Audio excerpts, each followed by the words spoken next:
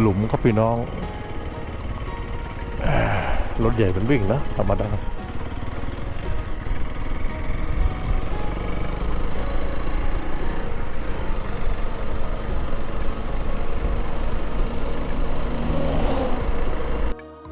ดูผู้สาวชาวเขาแล้วเขาไปเขา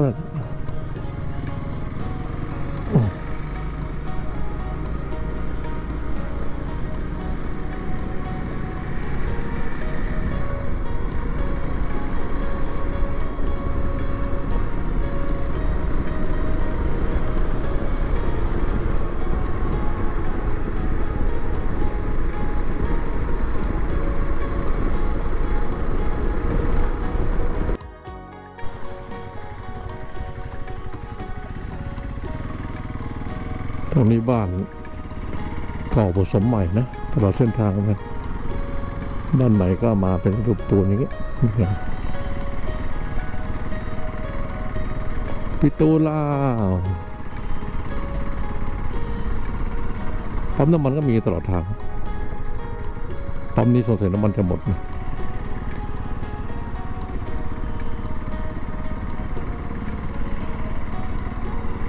ริมแม่น้ำ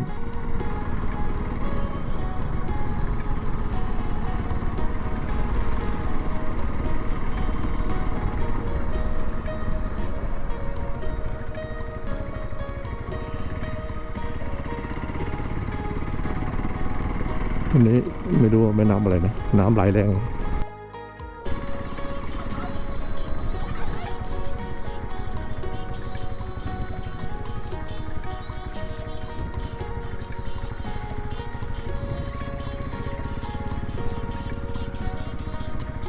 อันนี้เมืองอะไรยังไม่รู้นะ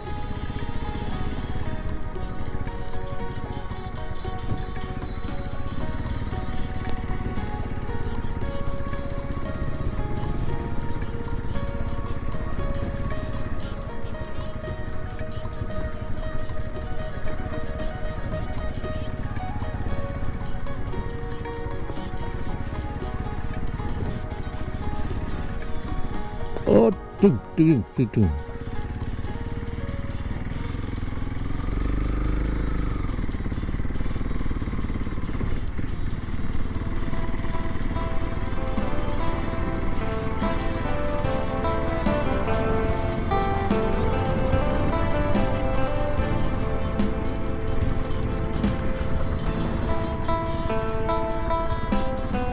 ร้านตัดผม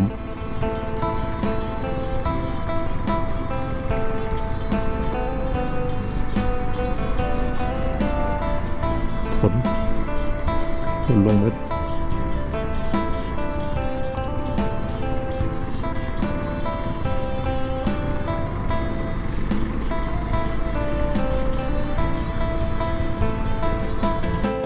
บ้านโบราณก็ยังเยอะอยู่นะ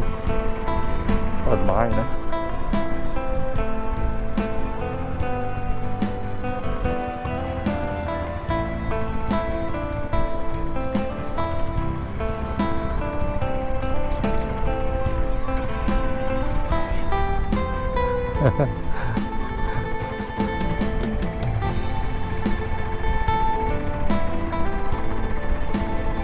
เด็กๆน่ารัก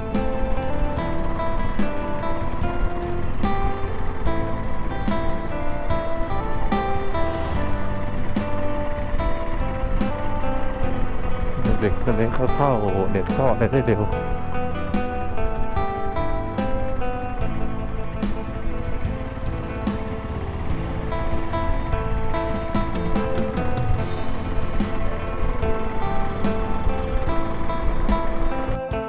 แขวงท่าโทมนะ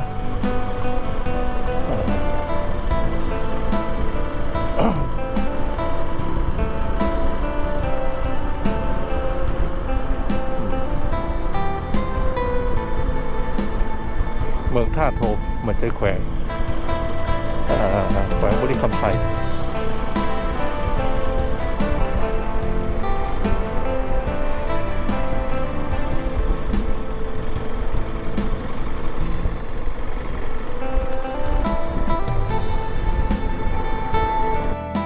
ข้าวโพดข ายข้าวโพดจากสวนนะขายข้าวโพดไม่มีข้าวโพดต้มนะ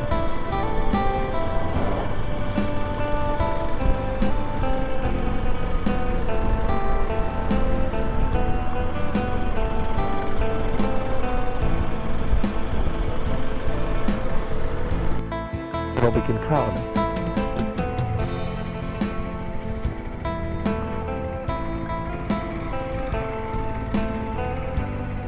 แม่น้ำเนี่ยไหลล้อเลียบถนนมาเนี่ย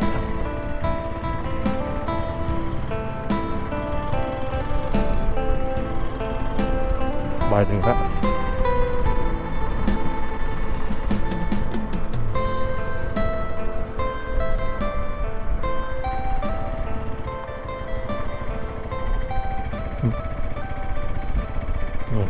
น้ำสวยอ่ะ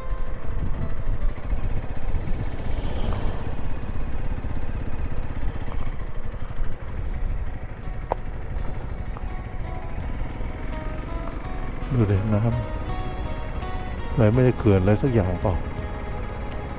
ก็เป็นไปได้นะ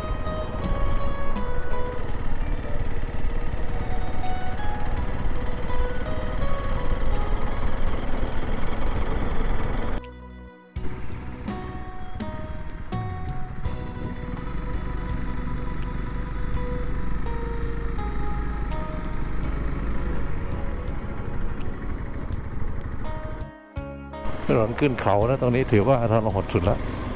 เท่าที่ผ่านมานะมีน้ำด้วย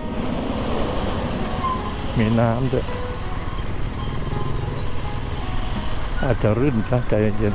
ๆเกียร์สองมันอาจจะหนักไปหน่อยเกียร์สามดีกว่า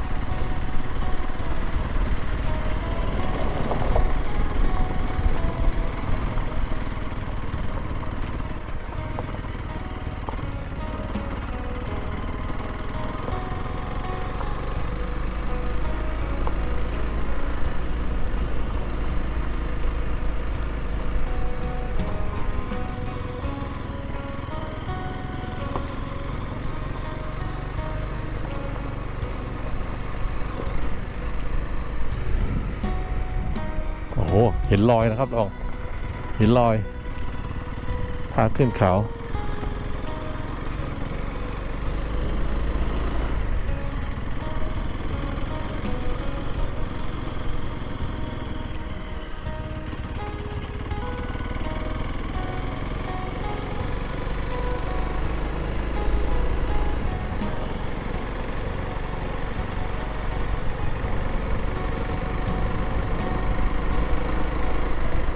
เมืองท่าโถมบ่อแร่นะ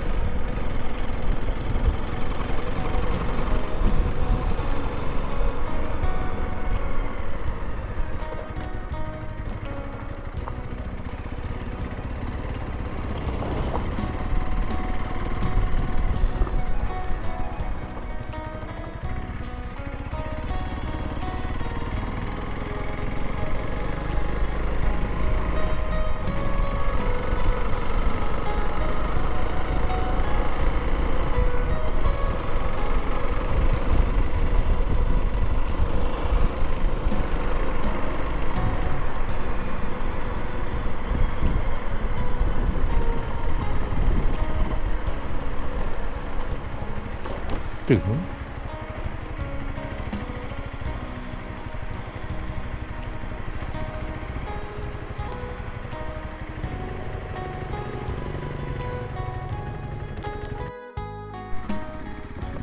ลงน้ำลึกนะ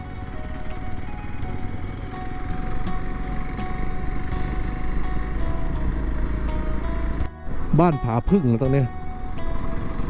บ้านผาพึ่งเพิงภาษาลาวเขาเรียกว่าเพิงผาเพิง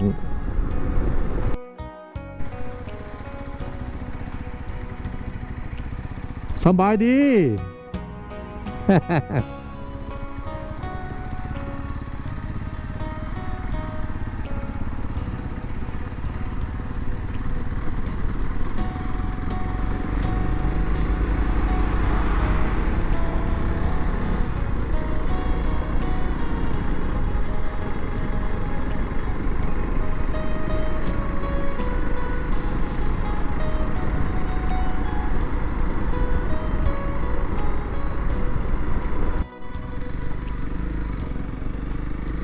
เราไปกลางหลุมมาแล้ว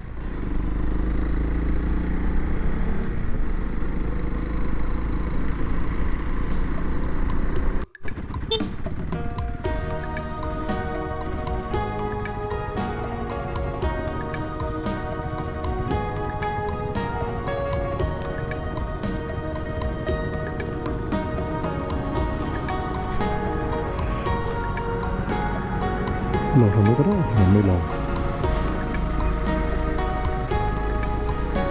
ไปได้ค่อยหยดลงกัน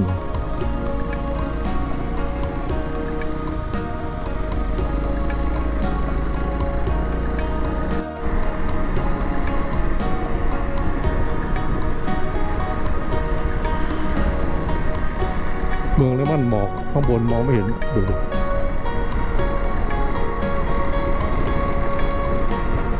ยินดีต้อนรับสู่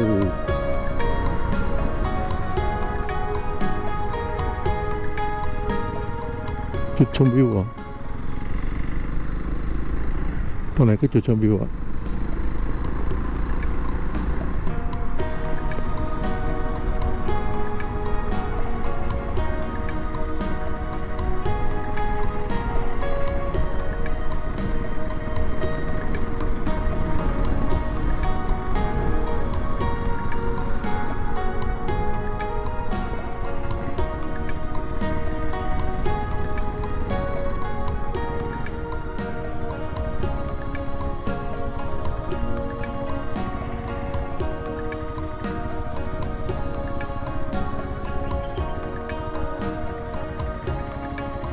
มีอะไรกินบ้างเนาะ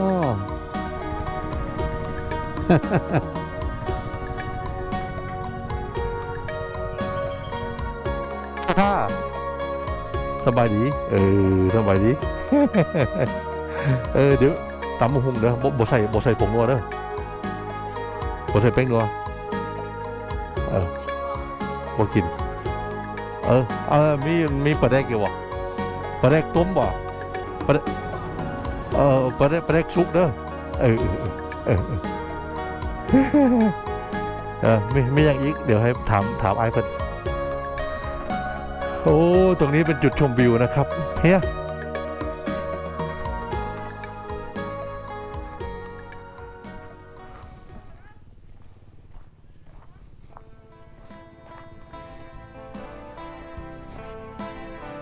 โอ้เมืองคูนเนาะดูวิวเมืองคูนนะครับโอ้ฮอดแล้วเมืองคูนเชียงขวางเนาะแม่นบอกอ่านว่าเชียงขวางเนาะโอ้เมืองในม่านหมอกครับสวยโอ้ตอนนี้ที่นั่งกินนั่งชมวิว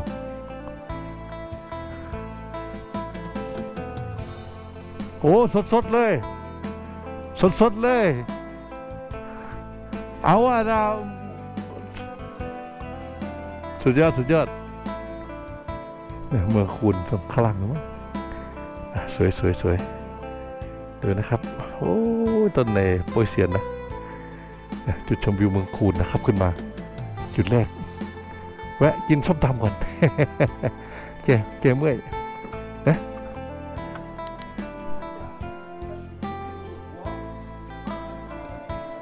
ไปด้วยผู้สาวน้อยซื้ออย่างเลยซื้ออย่างก็เซ็งโอ้ยก็เซ็งไปเที่ยวด้วยกันไปเที่ยววะปะ ไปเด้อเดี๋ยวมาเล่นใหม่